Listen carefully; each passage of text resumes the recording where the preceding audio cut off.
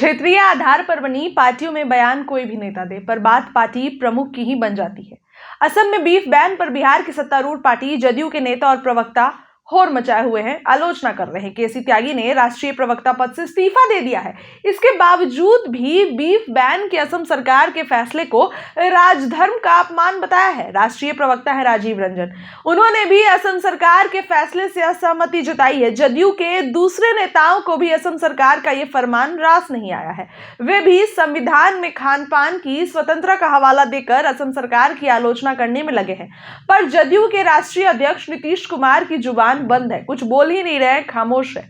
बिहार में जदयू और भाजपा के बीच असम में बीफ बैन के मुद्दे पर मचे घमासान के बावजूद नीतीश कुमार खामोश है।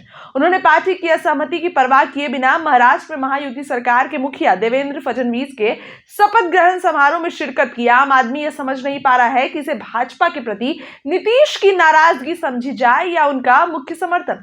नीतीश सेकुलर विचारधारा के व्यक्ति है, इसमें किसी भी तरीके का संदेह नहीं है। वह मजारों पर चादरपोशी करते हैं और गुरुद्वारों में भी जाते हैं। सीतामढ़ी में जानकी मंदिर के लिए पीएम नरेंद्र मोदी को पत्र भी लिखते हैं। इसके बावजूद असम सरकार के फैसले के खिलाफ उनके मुंह से एक भी शब्द अभी तक नहीं निकला है, जबकि जदयू के दूसरे नेता ऐसा उगम मचाए हुए हैं, विरोध कर रहे हैं। यह सच है कि मुसलमानों का पूरा वोट नीतीश कुमार को नहीं मिलता, पर उन्होंने बिहार में मुस्लिम समुदाय के लिए जितने काम किए हैं उससे कुछ वोट तो जदयू के खाते में आते ही हैं। वक्फ बोर्ड संशोधन बिल पर संसद में जदयू कोटे के मंत्री ललन सिंह भाजपा के साथ खुलकर खड़े दिखे। इसे लेकर जदयू के ही मुस्लिम नेताओं ने नीतीश पर दबाव बनाया। कुछ ने धमकी दी तो कुछ ने यह भी कहा कि समय पर बिल के खिलाफ खड़े होने का नीतीश कुमार ने भरोसा दिया है। ऐसा दावा करने वाले आंध्र प्रदेश के सीएम चंद्रबाबू नायडू का साथ मिलने का भी दावा करते हैं। पर यह भी सच है कि नायडू ने आंध्र प्रदेश में वक्फ बोर्ड को ही भंग कर दिया। नीतीश खामोशी ओढ़े हुए हैं और नायडू ने इसे भंग कर दिया है। नीतीश कुमार के स्वभाव और सिद्धांत को समझने वाले कंफ्यूज हैं, समझ नहीं पा रहे हैं नीतीश कुमार क्या चाह रहे हैं।